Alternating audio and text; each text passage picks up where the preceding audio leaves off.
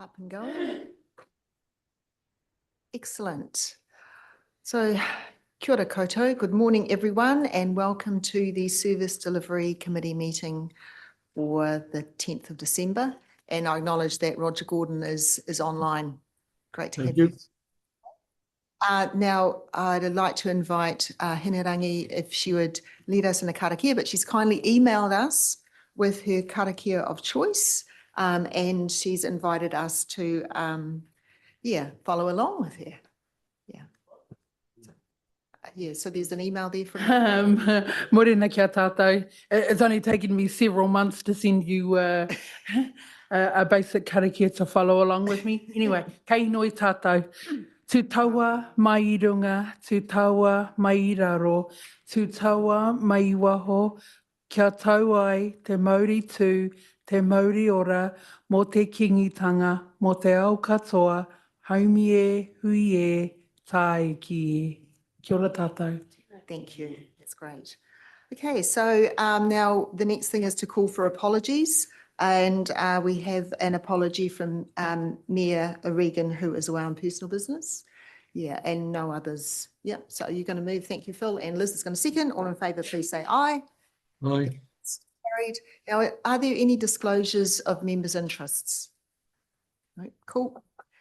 Any late items? No. Okay, so then I'd like to have the order of the meeting confirmed. So Lou's going to move and Bruce is going to second. All in favour, please say aye. Aye. Carried. And then our next item is the confirmation of our minutes of the meeting for the 19th of November. They have been pre-circulated. So I'm happy to move from the chair that they are true and correct record, and Mike's going to second. All in favour, please say aye. Aye. Carried, thank you. And then we have the Community Services Activity Report. And I see Brad Ward's there. Welcome, Brad. Do come to the table. Lovely to have you here today. And I'll just hand over to you for you to speak to your report. Thanks.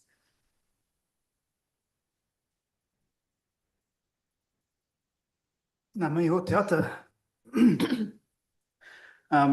So yeah, I'll take my report as read. There are just a few highlights I'll make out of it. Excuse me. The first being our renewed playground at King's Garden. We opened that in October and have had extremely positive feedback since then. At this time of year, we do intercept surveys. And the team that did it last year, or the team that are doing it this year, noted the huge increase in patronage just in the few hours they were there on the one site. Was more than they saw the whole year at that place. So, and another thing they noted was that most of the people that were going there were travelling by scooter or walking there. So that's a great success, and yeah, makes my heart sing, because obviously getting people active and shows the importance of our investment into those spaces. So, yeah. The Ngaroto Reserve Management Plan is making good progress. We're well into the drafting stage of that now, and working with the focus group and Mana Whenua just to bring that last bit of draft together before we come in February to this committee SPMP, to seek that to go out for consultation. So that is making good progress.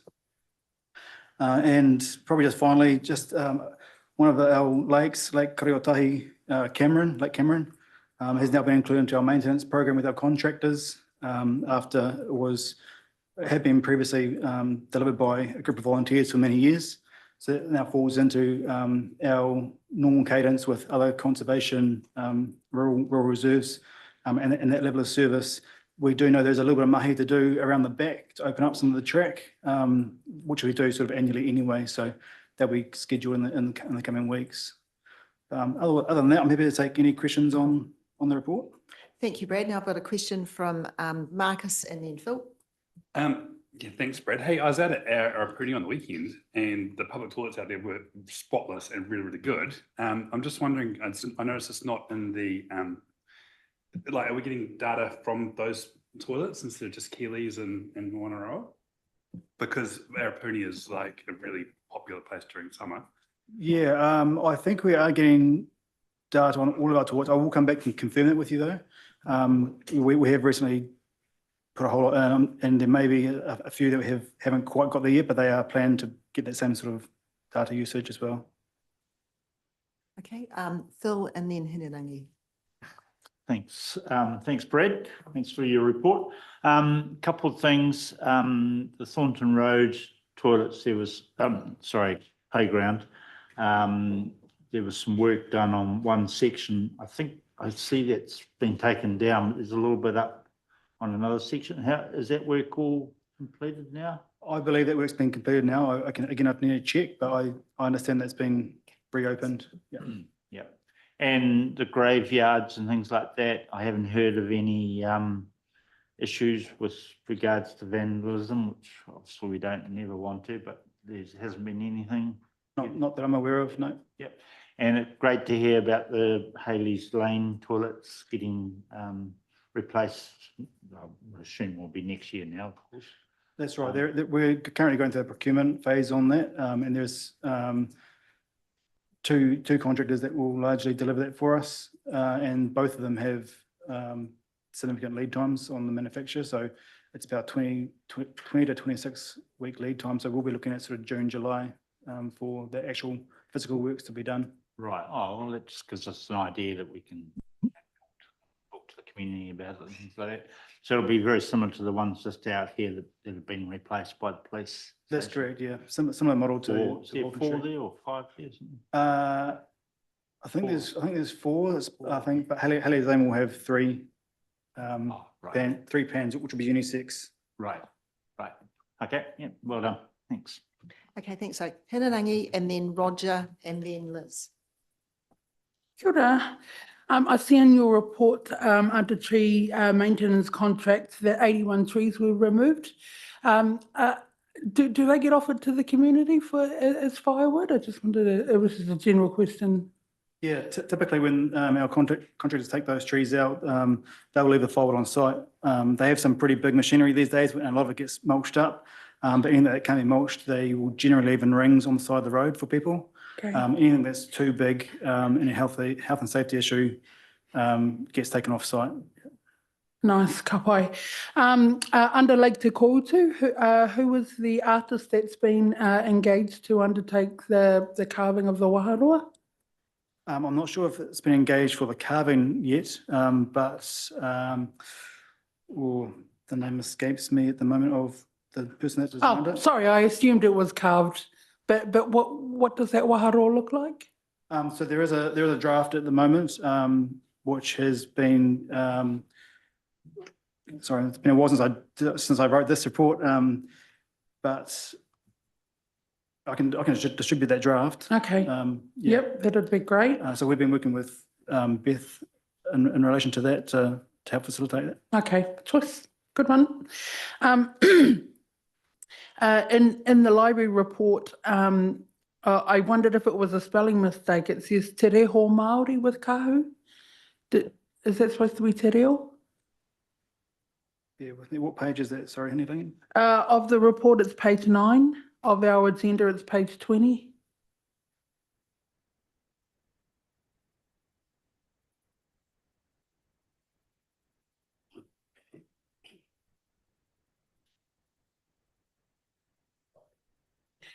And I just while you're looking for that as well, I wondered if I'm sure it's a typo.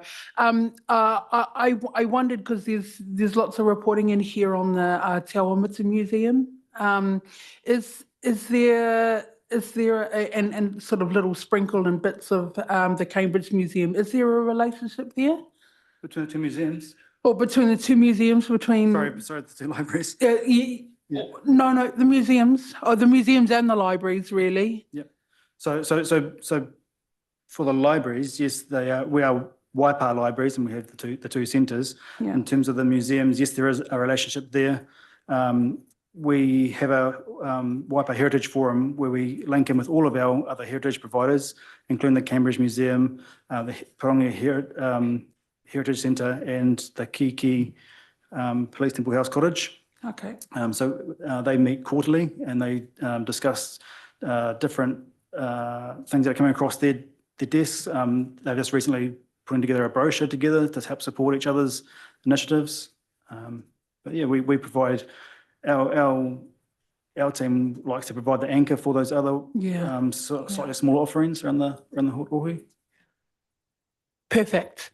And Thank you. I can't find that reference you're talking about, but probably is a typo. I'm sorry for that. All good, all good. Kia ora. Roger, would you like to? Yes, thank you. Thank you, Madam Chair. And yes, just following up that comment from Haringa about the Cambridge Museum, they also produced a quarterly report, which for instance, I could distribute to all council members, but it's written on a similar basis to the Te Awamutu Museum, and it's probably good to have further information of what's happening there. Just going on the tree maintenance contract, Brad, there's an oak tree that you're having to bring down. Is there an update on that? That's correct, in Victoria Square. Yeah. It's one that was identified a couple of weeks ago, I suppose, and it was a minor split, but just as a precaution, we decided to take quite a bit of weight out of it. After further monitoring by independent arborists, it was decided that the risk was too great for it to remain in place, so it is coming down either this week or next. Yeah, it's understandable. Yeah, it's a shame though, isn't it? That's right. Yeah, it's always a shame to lose. Some of those great specimens that have been in place for many years.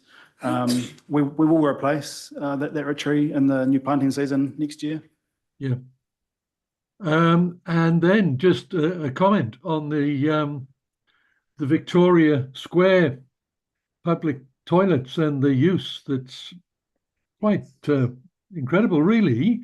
Just to think that a couple of years ago we were thinking of closing down the public access to that toilet, so probably just as well we didn't. Very popular toilet, yeah. Yes.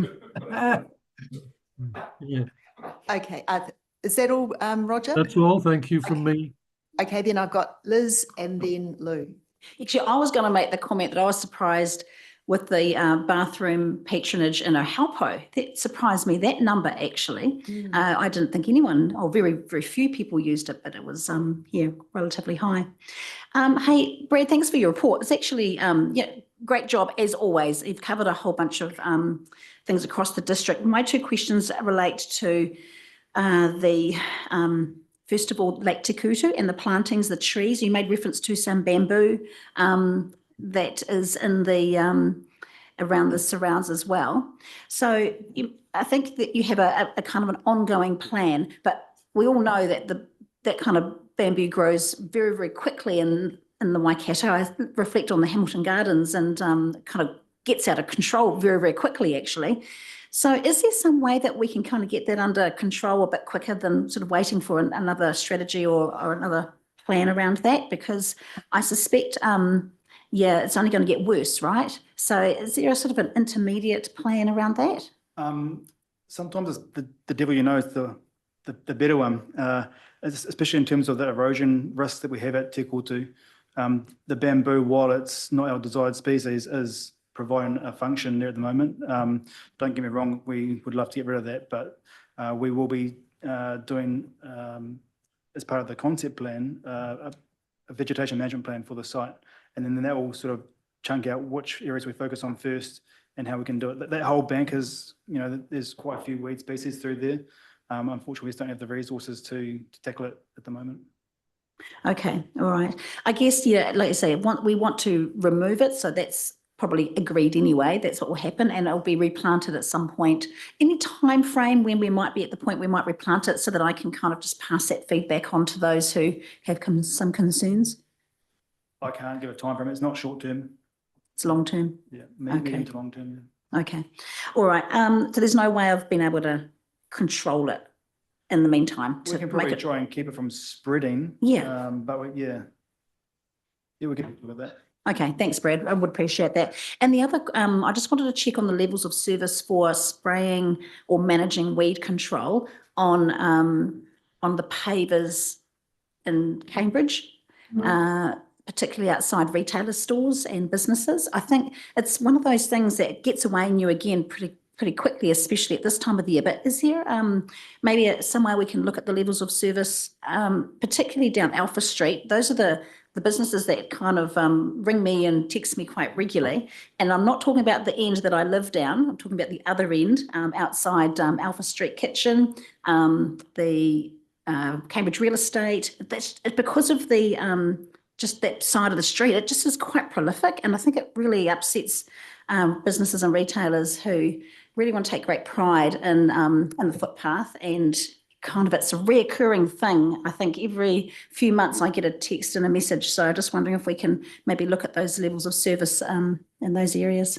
Yeah, certainly. Our teams do what they can in terms of what they can reach with on the traffic islands. Do you see Brian's in the room because there's a bit of a crossover between the transportation contract and my team. So yeah, Brian's will be speaking to you later on, and they are covered under that contract for the footpaths and things like that. Okay, all right. No, thank you. Cool. Cool. All right. Lou, and then Dalery, and then Mike.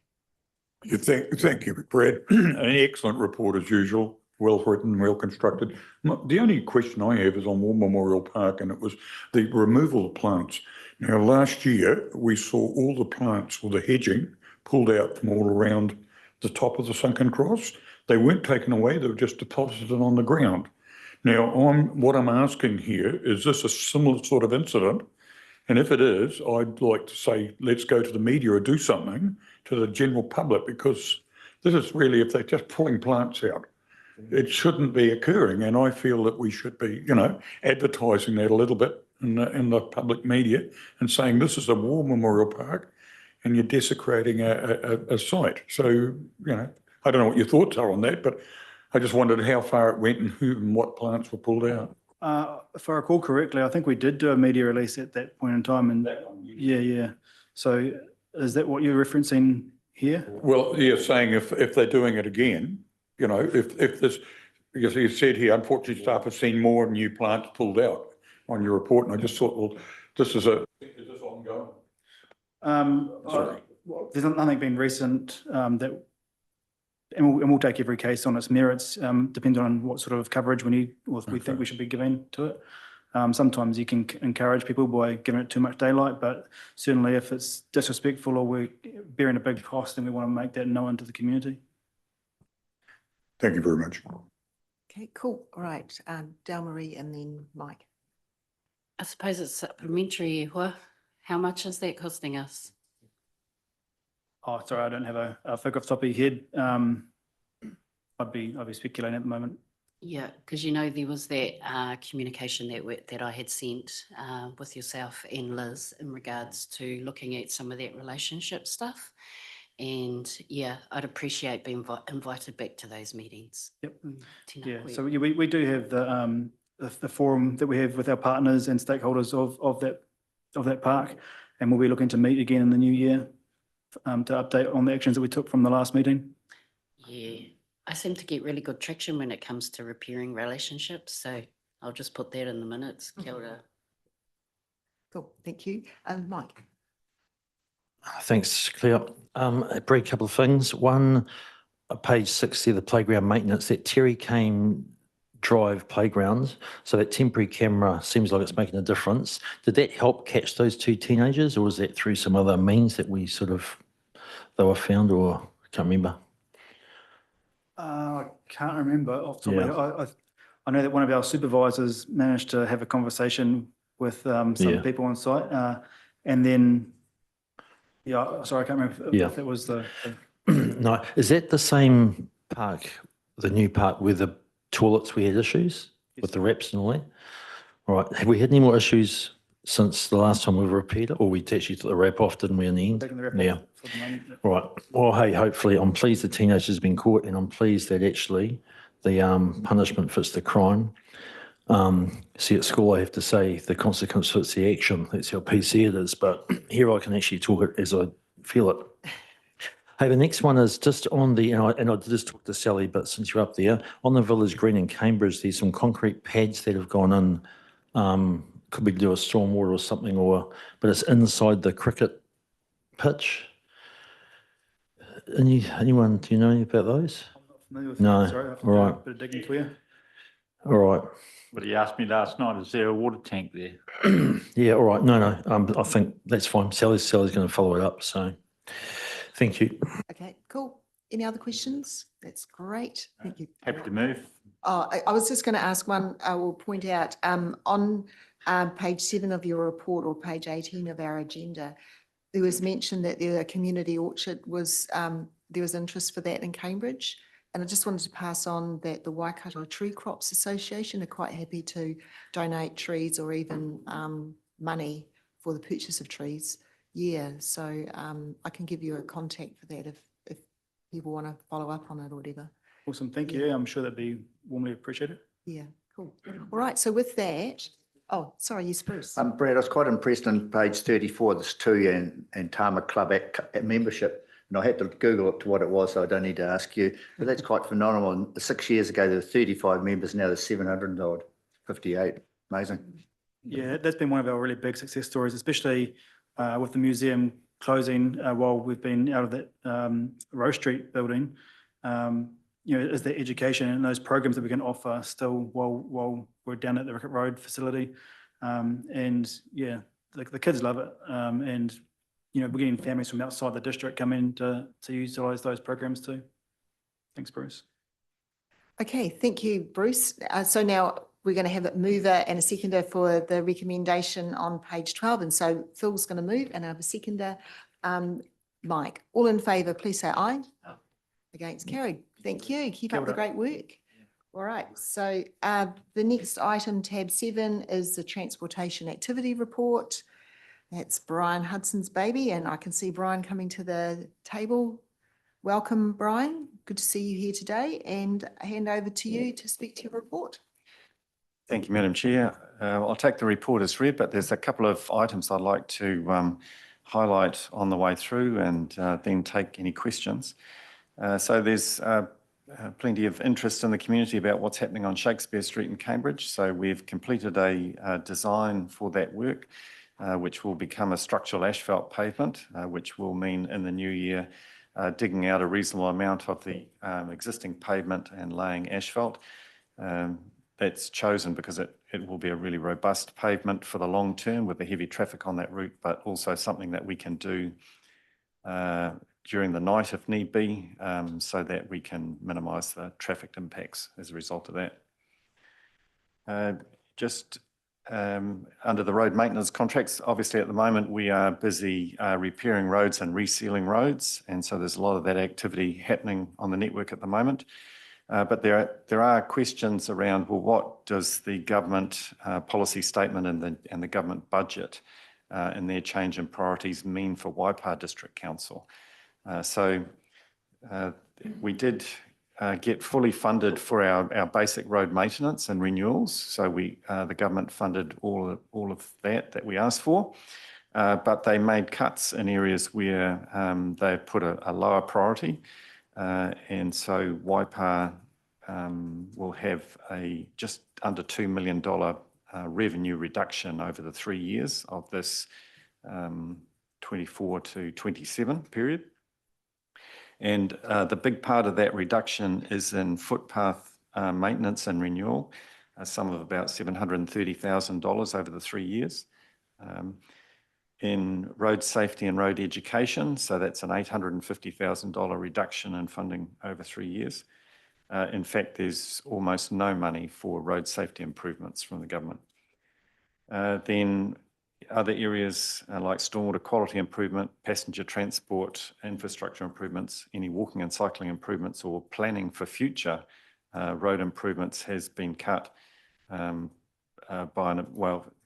fully removed from funding, a sum of $388,000 over the next 3 years. So I guess those funding cuts do impact our ability to maintain the levels of service that we desire in terms of our footpath maintenance and cycle path maintenance, passenger transport infrastructure. And it impacts on our ability to address safety issues or do speed management work and things like that in the future. Obviously, we have the local share that council budgeted in the enhanced annual plan and in the draft LTP. That makes up, 49% of the money we expected to spend on those activities. And along with that, so the government's new priorities, obviously I think the minister has used the words no frills numerous times and concentrate on the basics. And so you'll see the raft of new reporting measures that he is seeking, including, how many potholes have you repaired and how long does it take? How much money do you spend on traffic management? All of those things. So we are steadily seeing requests come out from the Transport Agency for new information. And there's, I guess, a period of time where we'll see exactly how that lands or what information we require. So I included an appendix there showing that new reporting request. But at the moment, that's quite fuzzy, and it probably is written more in terms of how would you measure those things for a state highway network rather than a local road network. So we'll see the detail in future, but I had intended to just keep the Service Delivery Committee abreast of that because you'll well be interested in the sort of measures the government is asking us to report on in the future. Okay, now I have a question from Councillor Coles. Thank you. Thanks, Brian, for your report. Yeah, just on that appendix, so how does that look to you? Is it a practical request? Have you got your head around it? And how does it look to you, your first impressions and things like that? Yeah, so first impressions, as I say, it looks like it was written for state highway type reporting. But I expect we'll see some further detail because, questions like how many potholes did you patch, and did you patch them as a result of a customer complaint or from your own staff locating them? Well, there's lots of questions like many local authorities have huge lengths of unsealed road, and you can barely count the number of potholes on an unsealed road between grading, let alone report them. So do they want to know that, or is it just on sealed roads? And how big is the pothole? Our team will patch very small holes that they see appearing that are like this, that the public won't even notice are there. Is that a pothole or not? So there's all that detail that will come in time, I think, as we explore and see what's actually practical to report. As the community have been talking quite recently about potholes and everything and the amount of them and things like that, whether that's correct or not, but you'll be pleased to hear that anyway, if this report gets out or when this report gets out and commented on. So, yeah. Yes. We'll see. Yeah. Thank you. Very good. I'm I'm not sure if Mike wants to ask his question now. Okay, yeah. I was going to move on and talk a bit about the recycling collection contract, but happy to pause here and answer all roading questions first. Okay. Right, thank you through the chair. Three quick things. Yeah, on the potholes, I think I saw a little bit of common sense in there that we don't have to rush out in 24 hours if it's not sort of cost effective. I'm pretty sure I read there and there somewhere. Yeah, I don't think we need to be an early adopter on getting back to the government on this personally. If there has to be a cost to us around this. Duke Street, hey, thank you to the roading team for beautifully sealing the lower end of Duke Street into Cambridge there. It's like no, I'm not going to say it's like a racetrack but it's beautiful. So my question is that going to be continued up to say the roundabout there on Victoria Duke? So certainly there's plenty of bits of pavement around our towns that still need resealing work, and we're not going to be able to afford to do it all in one go. So we've probably within the towns now, we've done the worst pieces of asphalt, and while there's a few other rats and mice around, that will be done. The big pieces have been done, so it'll be patch and repair for the others in the interim. Yep. No, thank you for that. And it was a need after off the back of all that sort of stormwater or underground works that were done a few years ago. So I'm sure the community will appreciate that. The next one is that Shakespeare Roundabout. Just congratulations on finding a really low cost and sensible solution. That sort of Shakespeare Cook Street roundabouts. The improvements here, I think, are working really well for I would assume very little costs. So yeah, well done to the team there.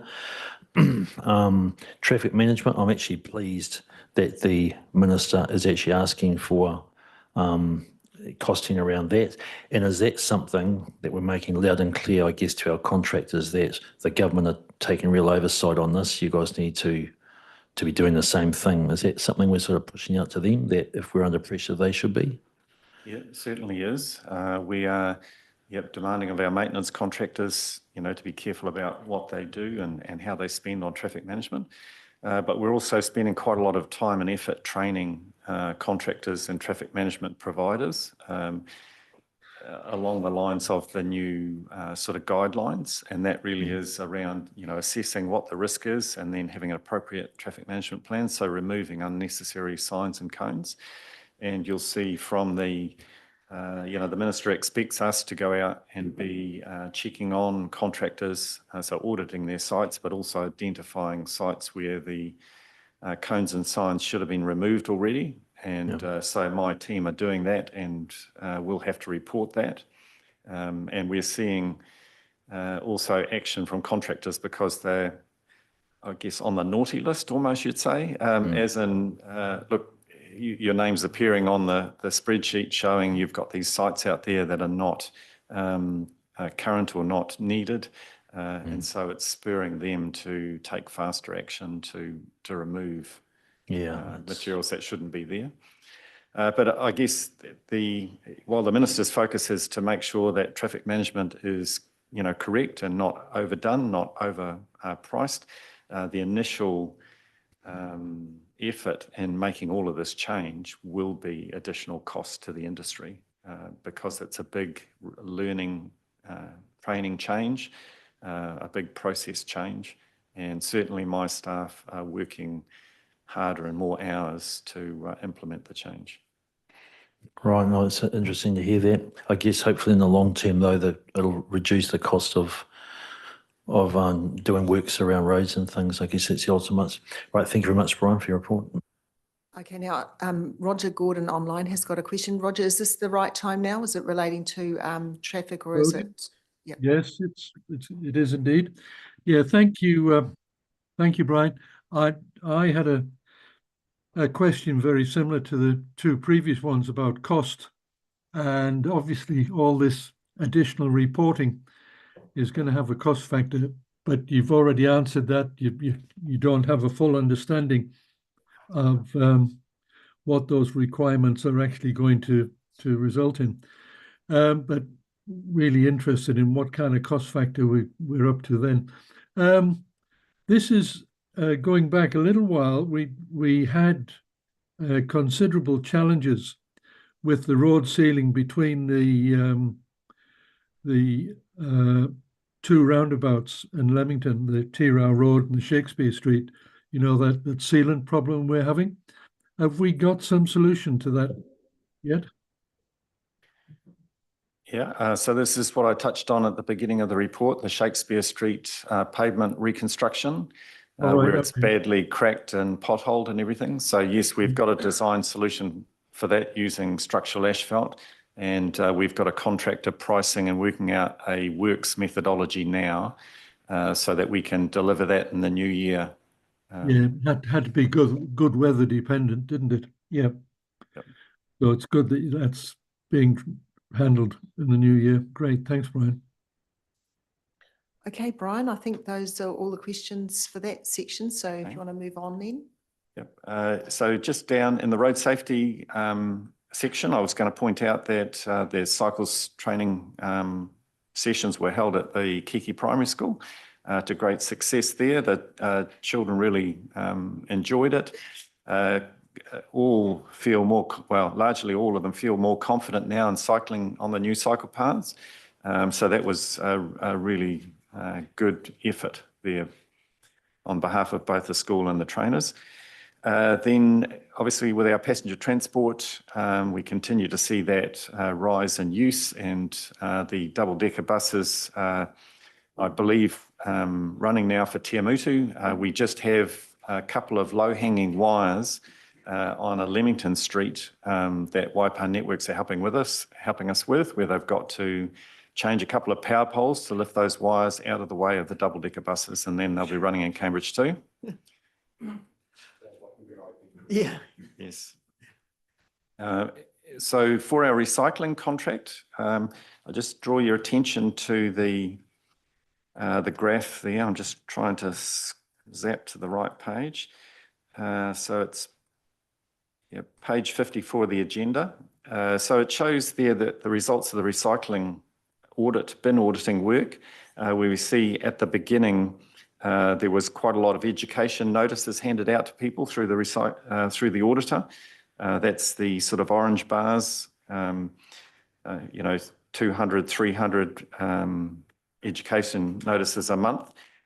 So that's dropped away simply because they're not needed so much now. Many of our residents are recycling better, and so not needing that education.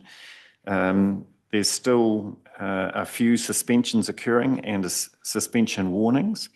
So a suspension warning is given where there's repeated contamination in the bin or wrong materials placed in the bin. You can imagine bits of steel pipe or other things that people think are recyclable in their curbside recycling. So those are suspension warnings. But if people fail to heed those warnings, then they do get a suspension notice, and then it's a 3-month suspension. But what we're finding, while we've in the graph there, we can see that compliant bins and just education, we're up to sort of 97% of our population is now recycling well or with only minor issues. But we have 2% of our population who is doing the wrong thing, or very much doing the wrong thing, where they're deliberately using their recycling bin to dispose of waste. And so we really need to take the next step with those reluctant few, and where we think that they are probably continuing to put out their bin or in different places and hiding it from the auditors, because the volume of contamination that's coming through has not significantly dropped at the recycling centre. So we've got to get a bit tougher on those people who are abusing the system, and we think that that next step is to remove the bins from those properties as the only really sensible way that we can stop it. So we're developing systems and communications for how we'll do that, but the hope is that in the new year we will start that process. But we will certainly be in touch with elected members and describe exactly how that will work and the safeguards that we'll need to have in place for people who might get accidentally caught if, say, their neighbours are putting rubbish in their bin. So yeah. Thanks, Brian. I can see there's a few questions about this. I just wanted to ask one question, and then I'll let Roger have his question, and then Philip. So my question was, with the suspension warning notices, how many warnings do they get? Is it just one, or do they get 2 or 3? Because I was looking at the stats and trying to work out how many individual or unique households were in that green bar there. yeah, I guess for most people, one warning is enough. But there will be occasionally some properties that get 2 warnings, and we do deal with some residents, and I've spoken to some on the phone myself, who, even though they're getting education material or warnings, they still believe that they're doing it right. So they are kind of hard to budge people. So if they're relatively simple things, we do try and give a number of warnings before we suspend. But there are the opposite end of the scale, where the contamination is just so bad and so deliberate that there's no warning. They are suspended on the day that it's found. Yeah. Okay. Thanks, Brian. All right, Roger, over to you now for your question. Yeah, look, my question is on transportation, so I'm quite happy for you to continue to keep the relevance of this bit on waste minimisation, and then I'll come back and we can go back to transportation. Okay, all right. So Phil, I'm pretty sure that your question's about recycling. Yeah. Yep. Thank you. Thanks, Brian. So those residents where you may just take the bin away, are they mostly residential or some of them rural? And the question is, if the rural, will they just chuck it on the side of the road in a rural area instead, or are they mostly all residential? They'll be everywhere, Phil. Not just residential, it'll be anywhere in the district, yeah. So we may have an issue then with rubbish bags, you know, chucked down the side of the bank if the bin's taken away. Possibly, but I mean, we've got that problem now. I don't think that's not a new problem. Yeah. Interestingly, a lot of the rural material is not bags of rubbish. It is tree prunings and, trailer loads of stuff that people have driven out of Hamilton City and dumped on the roadsides around Hamilton. Beds and washing machines. Beds and washing machines, all those sort of things. They're not going to fit in your recycling bin, no. Well, Okay, thank you. Now, Andrew. Yeah, thanks. So on page 54, the recycling bin audit summary, I presume that is meant to be compliant? Yes, Okay, you're quite right, yes. Look, you know, my comment, I guess, is the 95% is pretty good, but I'm hearing that there's going to be a real problem with recidivist offenders putting bins in their stuff in their neighbours' bins and all sorts of things. It is going to be a problem. I'll look forward to see what solutions we can come up with. Yes, it's a problem. Yeah, and we know, it's happening in other council areas, and other councils are removing the bins as well. So we know it's a step that really has to happen. Yeah. Yeah, and I support that as well, Andrew and Brian, because I know that even though the overall percentage of the contamination isn't that great, but it means that huge volumes are actually not able to be recycled and it's going to landfill. So correct. Yeah, because it doesn't give the true picture. Okay, so anything further from you, Brian, on the report? No, that's everything. Thanks, Okay, Madam all right. Chair. So I'll let Roger, would you like to ask your question then? Yeah. Thank you. Going back to transportation, Brian, please, if I can. Look, it's great to see the average increase coming through, and particularly with the increased number of departures. And it was a request that I made quite a while ago, if it's possible for us to get the passenger numbers per departure. We had them a couple of years ago, and it really is interesting to see that spread, but also to keep monitoring on the spread of those departures and see where we're lifting all of the occupancy. So could I make a request for the per departure occupancy figures? Yes, hi Roger. So in the past, you'll recall I've sent you quite complicated spreadsheet from the regional council, which has that data, so we can continue to send that. But in our quarterly workshop where we talk about passenger transport, that's where I've put the effort in to graph more of that information for elected members. Yep. Okay. Anything else, Roger, then? No, that's fine. Thanks. Okay, cool. Oh, Philip's got another question, and I think we'll wrap it up then. Thank you. Yep. So just on the transportation, just happened to be walking past the bus station the other day at the town hall, and the double decker was there. So I spoke to the people that were there, regional council on transit and things like that. So, yeah, as you said, that'll be up and running before Christmas. Should be. Fingers crossed. So I've noticed they've now, you can't use the bike racks. I asked them about this, the bike racks on front of the buses. And I've used it once before, and luckily I had some bungee cords on it on my bike and I was able to tie it on properly, but it is pretty bit dodgy, but it must affect, would that be, have you heard if that's affected anyone, that uses it regularly to go to Hamilton, say, to go to work and then need a bike or something like that? So that's one question. And then also they've now in Auckland introduced the, I don't know what it's called, but where you can use your EFTPOS card. you can use the B cards on these, but your FPOS cards like you can around the world. So they've introduced that onto the Auckland service there, and I think they said that the regional council service, it may be towards the end of next year, start of the following year, where they'll be able to update that software so you can use your FPOS card and things like that. So yeah, but yeah, the bike racks. Do you know anything about that? I'm sorry, I don't know whether we've had any inquiries or complaints about that. I imagine the regional council may well have, or the bus company may well have received, inquiries from people, but they haven't passed that through to us.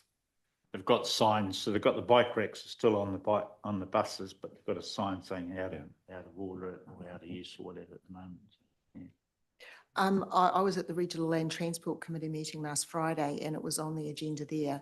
My understanding is that it's a national directive around safety, but I think that there's the hope that it will be resolved so that it's not a permanent thing that bikes are forever gone from the front of buses. But at the moment, they didn't have any idea as to how it will be resolved. But yeah, it's not a done deal yet. Yeah, like it's not. They really need to improve the usability of those racks and give you some confidence as a bike owner, user, that your bike's not going to land in front of the bus and get rolled over. Yeah. Because they're not that strong or give you a lot of confidence. And luckily, as I said, I had some bungee cords to tie it on properly. But even then, I was still watching it. And I totally support, your efforts to try and make sure people can take their bikes with them because, it's not just the bus trip that people are trying to do for their, getting to and from work or other places. Yeah, if you could take your bike, it is really helpful. Yeah, so I'll try and keep you updated on that too. Yeah. All right, so with that, no more questions for Brian? All right, Brian, so I think that we're come to the end of your report. So I've got a recommendation then that the Service Delivery Committee receives a report from Brian. So Philip's going to move and Lou's going to second. All in favour, please say aye. Against, carried. Thank you. All right, and now I'd like to invite James Brott up because we've got our request for new road names.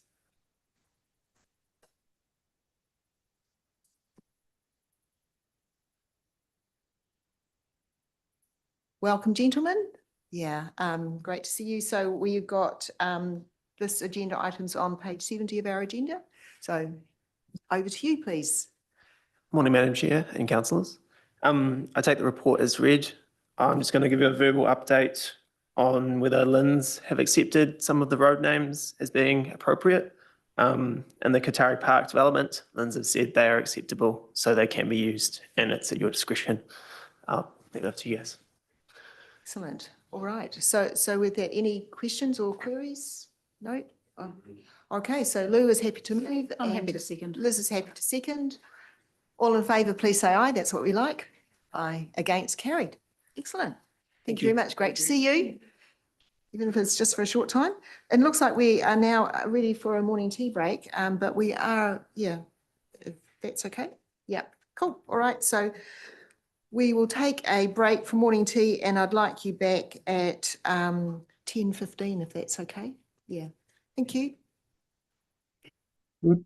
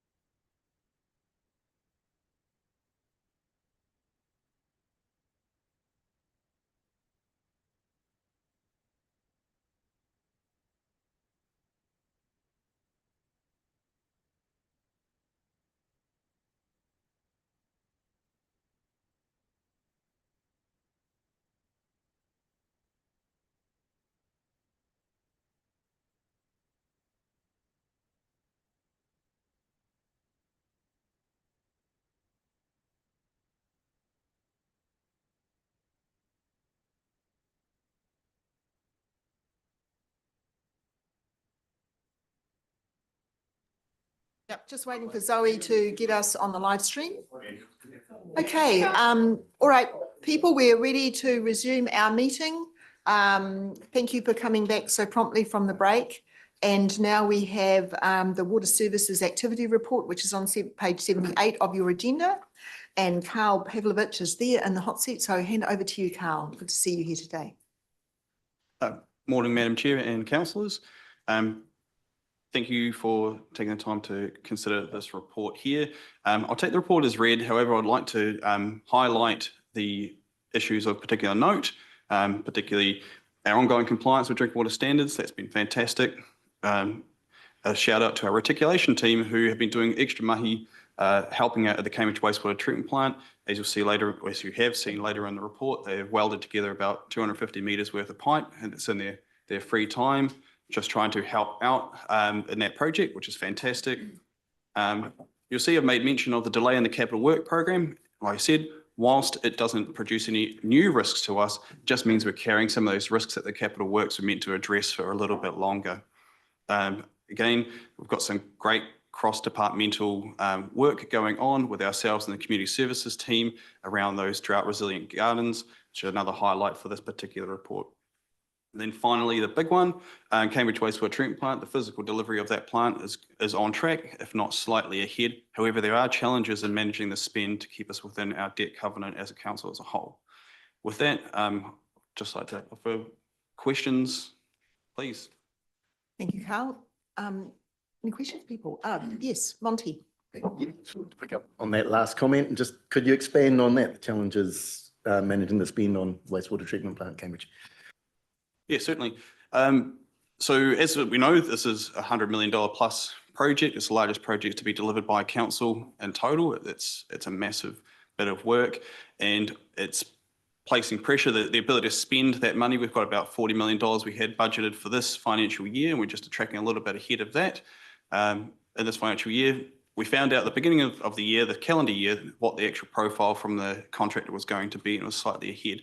So what that means is that essentially the finance team will be able to give you the finer details of it, is that we've had to move work out to accommodate bringing that spend forward from next financial year into this year, and managing to keep us under our 2.8 debt covenant. Yeah, so you're just talking about phasing of spend here, and there aren't cost escalations yet occurring in that job. We're well within our scope, our budget scope for the project. It's not a cost escalation, it's just a phasing, yes, you're right. Okay, thank you. Excellent. Lou Brown. Thank you, Carl, for your report. Just stormwater comprehensive discharge, and I see that we've got levels of contamination that are precluding us getting as I say, having our OC down. But I'm just worrying here, what is actually causing and what is the contamination into stormwater? Do we know what it is at the time or not? This is the Kiki domain. I thought it was because the horses, is it the horse in the Kiki domain or? So the historical issue has been, as I understand it, has been runoff from the Speedway. However, the Speedway has put in significant infrastructure. Yes. I can't verify this number, but I've heard around $200,000 worth of infrastructure in that space to remove that sediment. I was actually on site yesterday, so with that heavy downpour, I thought I'd go out there and lift a manhole and have a bit of a look, and it's quite clear coming out of there now. So we're looking to move forward with conversation with Regional Council to discharge that abatement notice. Oh, good. Excellent. That's a big positive. Thank you. Thank you. Carl, I had a couple of questions relating to the demand graphs for the water supply scheme. So that's on like page 82 and page 83. Because it doesn't show what our capacity or our limits are for, like whether or not we're getting close to the maximum that we could supply, things like that. Like, are you able to give us an idea, like, are any of those schemes sort of causing you a bit of a worry that as we can expect our peak demand to come through the summer, that some of these schemes might be under pressure or anything like that? Yeah, possibly for future iterations of this report, we may include a different set of graphs. We actually have a separate report which doesn't come to council, which is our smart water report, which actually does have those limits on it. However, to answer your substantive question, no, we're not tracking towards any of those limits. The demand has been relatively flat. However, the forecast looking forward is that we expect to have a very scientific measure of dryness. We expect that by the end of January, everybody in the district will be experiencing dryness. However, we think there's a pretty low risk of drought, which is where you really see the pressure to move, particularly to those higher levels of water restriction if they're needed. Oh, that's really reassuring. Thanks for that. And then just on the water saving campaigns, would there be, like in the past, we had different stages of water conservation measures, you know, like no sprinklers or just alternate days and things like that. Are there any plans to set those kind of limits in, I suppose, in like January and February and things like that, or is it too early at this stage? Yeah, I think that's the short answer is it's too early at this stage. Obviously, we've still continued to have good rain, a lot of moisture coming around at the moment. We'll just have to see how we progress at the back end of December here and moving into January.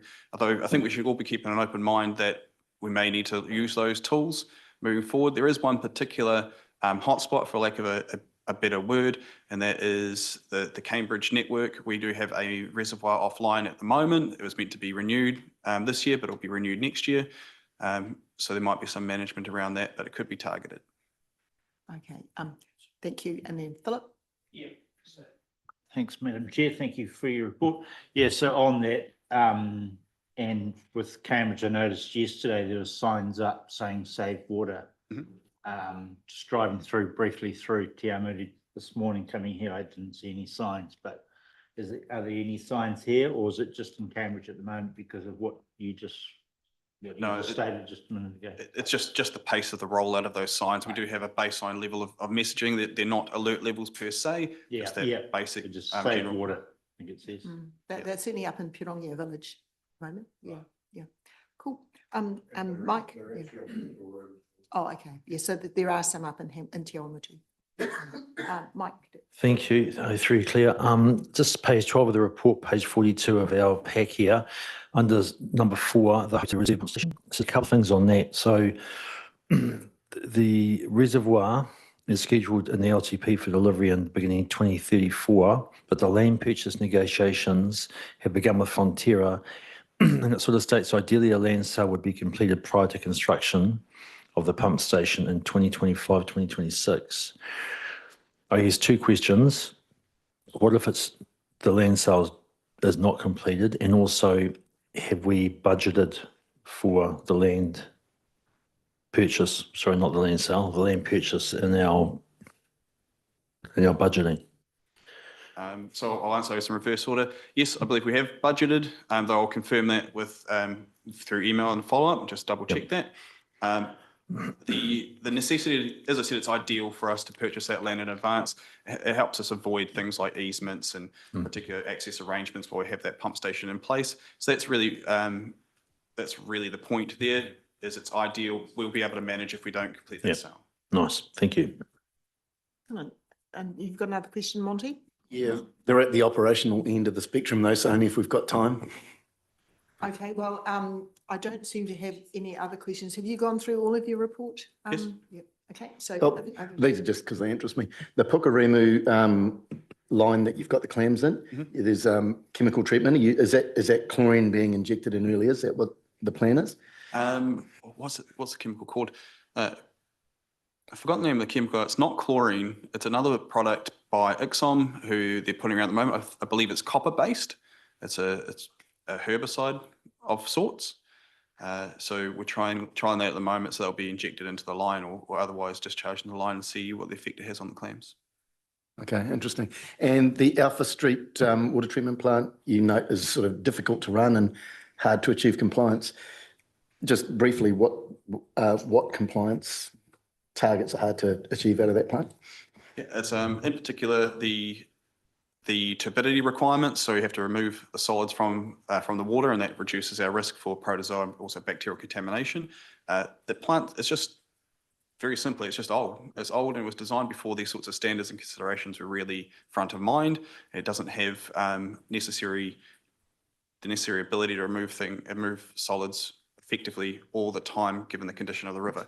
The other area where we have compliance pressure is contact time. So we add chlorine to the water there, but chlorine has to have contact with the water for about half an hour before it's sent to the community, and it doesn't really have that contact time either. So we'll have the risk of failing there as well at high flow rates. Yeah. Okay. No other questions? All right. So with that, thank you, Carl. I just want to congratulate your team on all the awesome work that they're doing. It looks great. Yeah, very pleasing report. Thank you. Thank you very much. Thank you for your time. So could I have a mover and a seconder? So Dale Marie's going to move, and who's seconding? Monty's going to second. Thank you. All in favour, please say aye. Aye. Against, carried. Thank you. And now we have the Local Water Done Well Project Governance Group update, and we have Sharon Patterson. Welcome, Sharon. Good morning. Over to you to give us your report. Okay, so this is a report, just providing you with an update from our last PGG meeting that was held on the 29th of November. Attached as an appendix is a full report that went to that meeting. Just a couple of things, I suppose, that we're working on at the moment. We're obviously working hard on those two options that Council opted to move forward with on the 26th of November. Waikato Water's Done Well, as well as looking at the sub-regional option. So that work is underway. I suppose we've got some key challenges coming up in the next few months. Like, our timeframes are really tight with this piece of work to not only decide which option we're going to go with, but then to do our consultation and to do our delivery plan. Also working alongside the LTP, making sure that we're getting those timeframes working in together and working with that group. Thinking about our consultation approach, and obviously that's going to depend on which option that we move forward with, and making sure that we align that with other partners that we're looking to go in with there. Community communications, so comms team are working on that at the moment, and we're looking to get a campaign underway prior to Christmas, and that'll run through the rest of December and January. Our key milestones, so coming up, so we're planning to do a workshop early February, potentially the 4th of February, on those two options, and the work that Carl Tucker is doing at the moment. We'll present here to that, and then look to bring a report back to Council at the end of February. Legislation, so Bill 3, we're hoping to see that this week. Haven't seen anything yet, but it should be on its way. So yeah, we'll see what that brings, and have a good look at that when it comes out. Early indications have been that there could potentially be another bill for mid-2025, which is just be a tidy up of anything that that's potentially been missed or that they need to readdress there.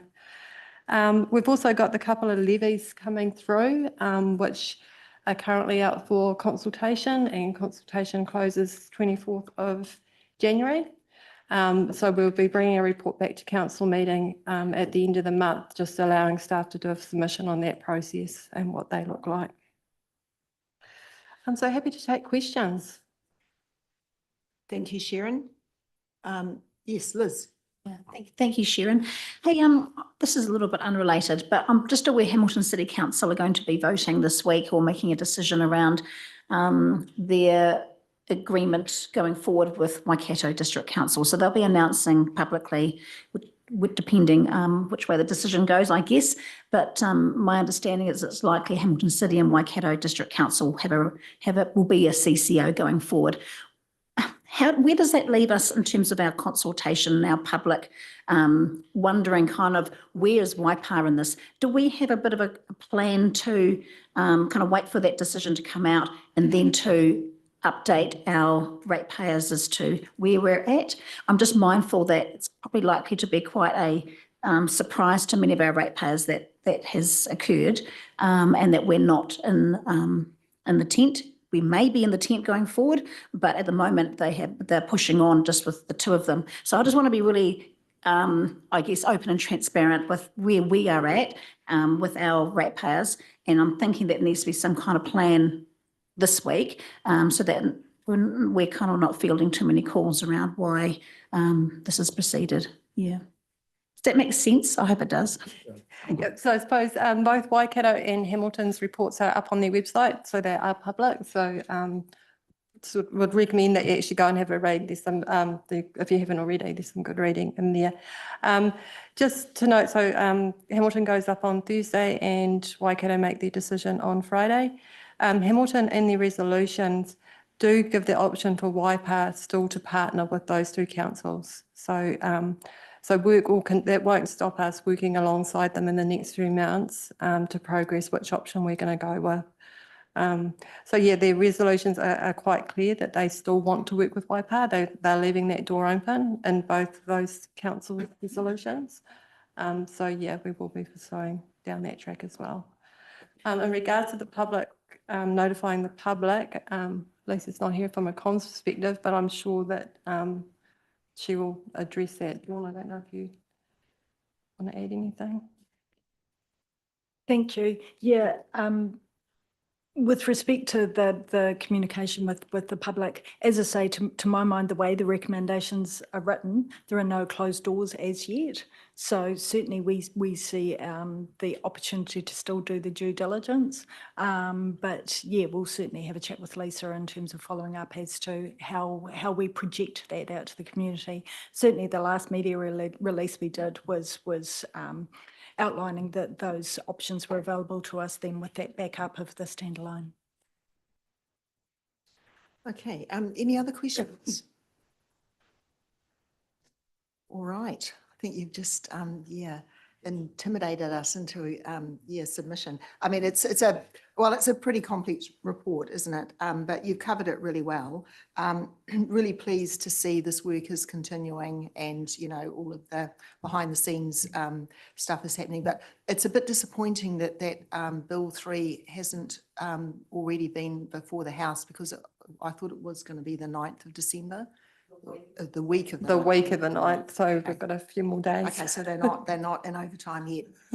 Okay, because that is a critical part, isn't it? That's what I've heard from you previously. Really, we are waiting on that detail. Yeah. Oh, looks like Steve would like to say something. Would you like to get a microphone? Yeah. Oh, could you have a microphone? So, because we've got Roger's online. And This is a very big move, just to say it's out today. Oh, right. So we've just reached into Wellington via Carl. So good morning, everybody, firstly. But yeah, it's out today. So we'll get some good review of that happening. If I, with your permission, Claire, can just go back a step to Liz's question about consultation and public information.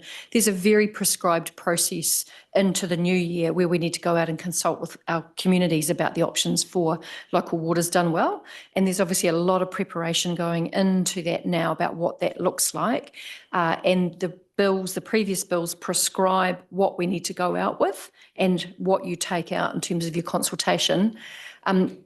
Having said that, I think you raised last week or maybe the week before about the importance of awareness raising with our community. So Lisa and her team have been working to build that phase of the consultation and the communication with not consultation, but communication and awareness raising.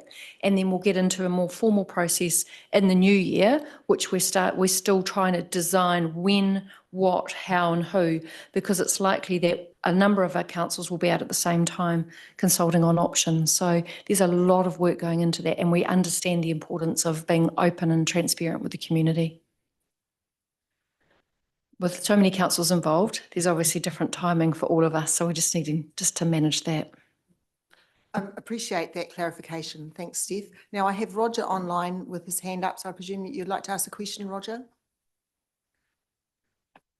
Yes, if I may, probably good that Steph's joined us at the table here for this.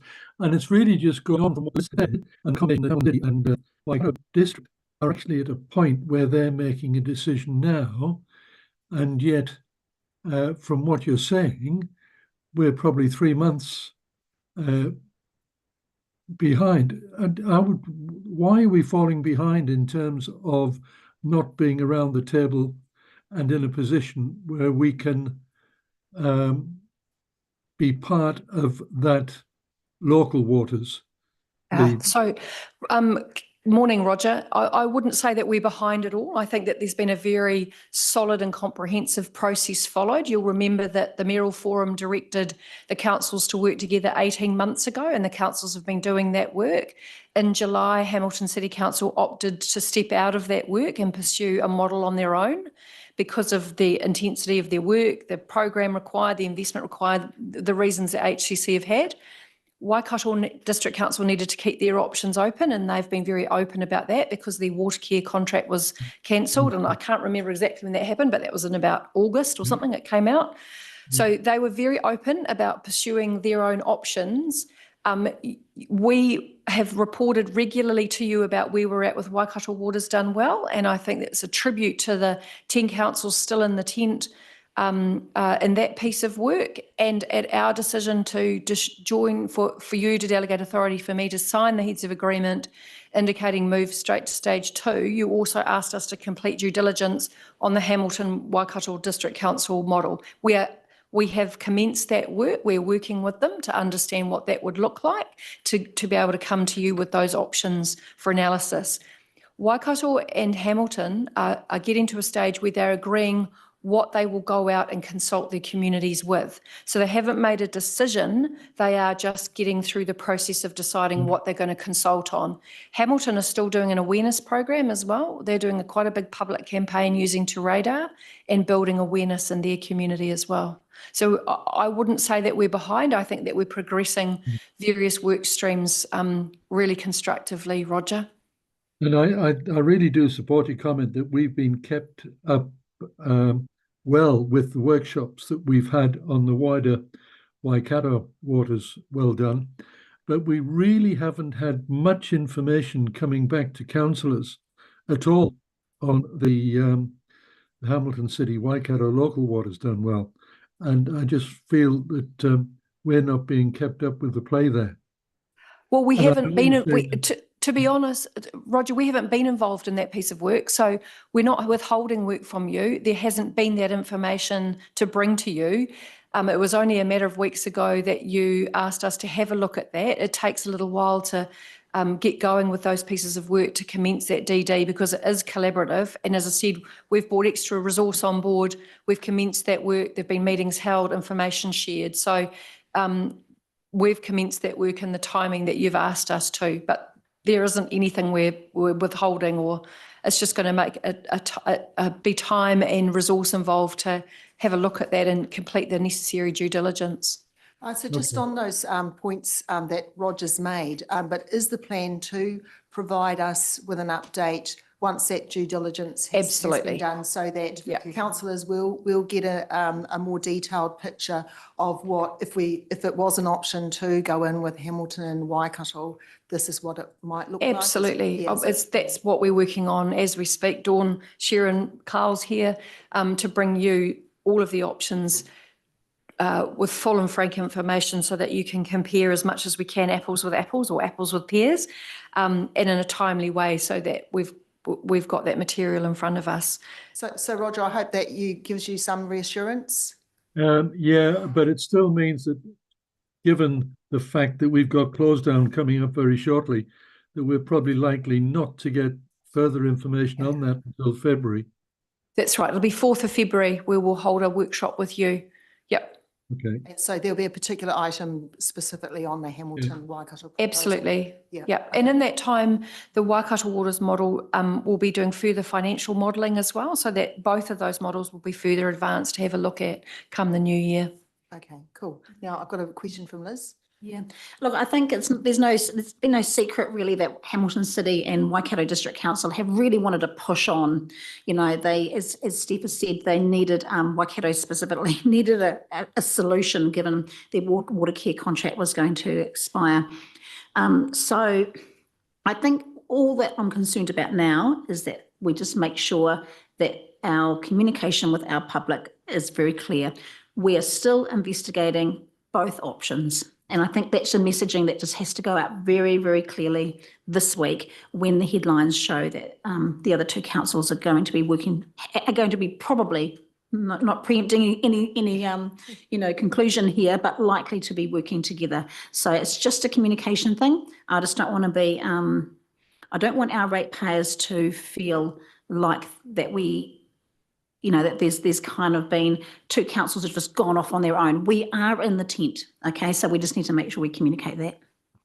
Thanks, Liz. I think you've made that point clear that it's important to get that messaging out to our community. Yeah, cool. Well, now, are there any other questions relating to the local water done well? Okay, cool. Thank you, Sharon. Thanks for all your hard work and the team behind you. Oh, sorry, I have got a question. Sorry, Lou, I didn't see. Not a major question. In other words, all we really need as councillors to have a look at what this new bill number 3, that we even though we're on holiday, I feel we need to have the ability to run through it in our own minds and be aware of what it contains, so that we can actually come on 4th with full knowledge of what we would like to do as submissions. I think quite important, to have that, because what happened previous to the last government, we had lots of legislation thrown at us with 2 weeks or even less for us to make submission processes. And I think sort of reject that. As we get a bit older, you like to have a little bit more lead time and think about things a little and ruminate. Thank you, Lou. So, So we can look to get something out prior to Christmas on that bill, that we can, and potentially through that workshop on the 4th of February, highlight anything through there. We don't know what the submission timeframe is for that yet. I don't know if that's come out today or not.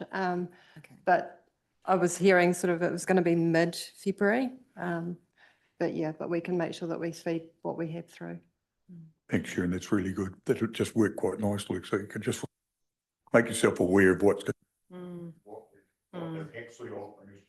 Sorry, I turned it off again. What they're actually offering us to do. good point. Thank you, Lou. Right, appreciate that. Thank you, ladies. I'll let you go now. So we have a recommendation on page 95 that the committee receives the report of Sharon Patterson on the local water done well report. So I've got Phil is moving and Andrew seconding. All in favour, please say aye. Aye. Against, carried. Thank you. And then the next item, tab 11, is the contract signed under delegated authority, which is Dawn's your little baby. So yeah, over to you, Dawn. Lovely. Thank you, Madam Chair. Both waters contracts this month were awarded. With respect to the water main renewals, you'll recall that previously we've had a collaborative procurement contract in place with Otorohanga District Council, and we did that for a couple of years. We were aiming to do another collaborative procurement with them, but they didn't have their program quite at that stage, but they're interested in doing it possibly for the next year's work. So therefore, that's why we've gone with a 1-year contract for that one. But as I say, I think there is some real benefit in us starting to look for longer term contracts, particularly as we're starting to look at new delivery models for our services.